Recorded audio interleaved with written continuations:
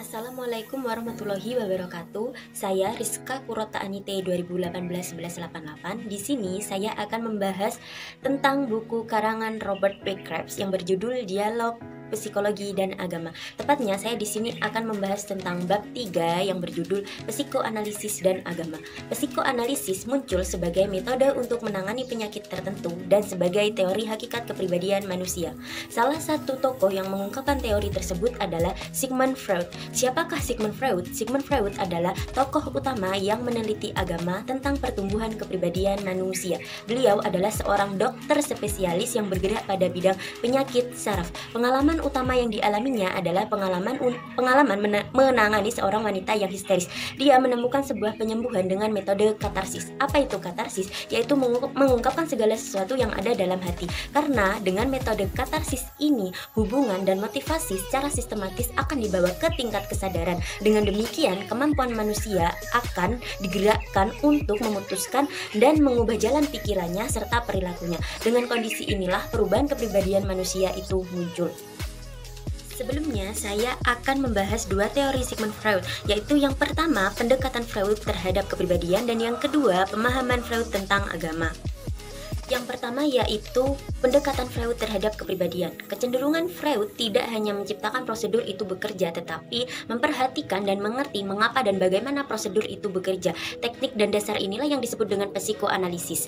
Ide atau gagasan baru Freud yang bergerak pada bidang psikoanalisis ada tiga, yaitu yang pertama, perbuatan dan perasaan dapat ditentukan oleh motivasi yang tidak terkendali. Artinya, perilaku manusia itu berdimensi dua, yaitu tampak dan tidak tampak. Tetapi Freud hanya fokus kepada perilaku manusia yang tidak tampak. Contohnya ketika manusia itu salah ucap, semisal kata tidak. Ketika kata tidak ini sampai kepada pendengar terlihat aneh dan lucu, maka salah ucap ini perlu untuk diteliti lagi. Sebenarnya salah ucap bukanlah peristiwa kebetulan, tetapi penampakan kepribadian yang memiliki unsur disadari atau tidak disadari. Yang kedua yaitu proses psikis adalah ketat ditentukan. Artinya tindakan manusia itu muncul tidak secara asal-asalan, tetapi ada penyebab yang mendahuluinya.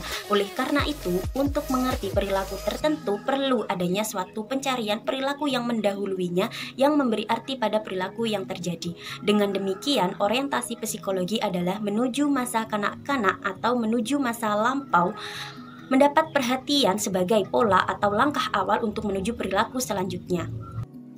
Yang ketiga yaitu motivasi yang menggerakkan kita adalah kekuatan emosional. Freud memberi penekanan besar kepada dorongan naluriah yang muncul tak terkendali dan nafsu dalam kepribadian manusia, sehingga kepribadian terdiri dari tiga sistem yang saling berhubungan, yaitu ID, ego, dan superego.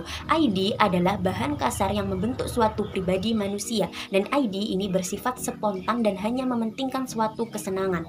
Dan pada dasarnya ID ini tidak mau dihambat oleh suatu penderitaan, sehingga ego berperan untuk memenuhi suatu kebutuhan dari ID dan memungkinkan orang untuk bertahan hidup. Dan superego berperan sebagai penjaga moral yang menyediakan di depan manusia sasaran ideal atau standar yang dapat diterima oleh masyarakat. Contoh perilaku dari ID, superego, dan ego ini adalah ketika kalian merasa lapar saat materi pelajaran dimulai. Ini yang berperan adalah ID, dan superego digunakan untuk mempertimbangkan untuk tidak makan, dan ego ini yang bertindak dan yang memutuskan. Teori yang kedua yaitu pemahaman Freud tentang agama. Ada beberapa model yang digunakan Freud untuk menguraikan agama. Yang pertama, agama sebagai gangguan pikiran dan obsesi. Freud menganggap agama berhubungan dengan asal-usul psikologi Tuhan. Asal-usul psikologi Tuhan muncul karena ada pengulangan masa kanak-kanak dengan benturan orang tua dan anak. Inilah yang dikaitkan dengan situasi Oedipus. Situasi Oedipus adalah keinginan anak terhadap ibunya yang menempatkannya sebagai persaingan dengan bapaknya. Bahkan ketika situasi Oedipus ini dilalui, pribadi bapak akan terus hidup menjadi gambaran-gambaran. Kelahiran Tuhan yang hidup justru ada dalam kerangka itu. Inilah yang disebut Tuhan merupakan perwujudan dari gambaran-gambaran. Gambaran terutama yaitu gambaran orang tua. Ketika gambaran ini diwarnai oleh hubungan tokoh atau peristiwa yang berarti, inilah yang diartikan sebagai Tuhan menjadi penyakit jiwa masyarakat atau agama sebagai gangguan pikiran dan obsesi. Yang kedua yaitu agama sebagai hayalan dan ilusi. Hayalan diciptakan dari kecenderungan anak-anak untuk mendapatkan kepuasan dan keamanan. Agama sebagai hayalan dalam arti memiliki sifat yang datang dari kekuatan dinamis yang bersumber pada konflik antara sosial dan naluriah. Pernyataan agama sebagai hayalan tidak harus didukung, sebab agama bukan cara penafsiran kenyataan yang tepat untuk menghadapi suatu kehidupan. Oleh karena itu, pertumbuhan menuntut ketergantungan terhadap hayalan digantikan oleh ilmu yang menyatakan bahwasanya dunia nyata lebih penting daripada dunia hayal. Sekian, terima kasih. Wassalamualaikum warahmatullahi wabarakatuh.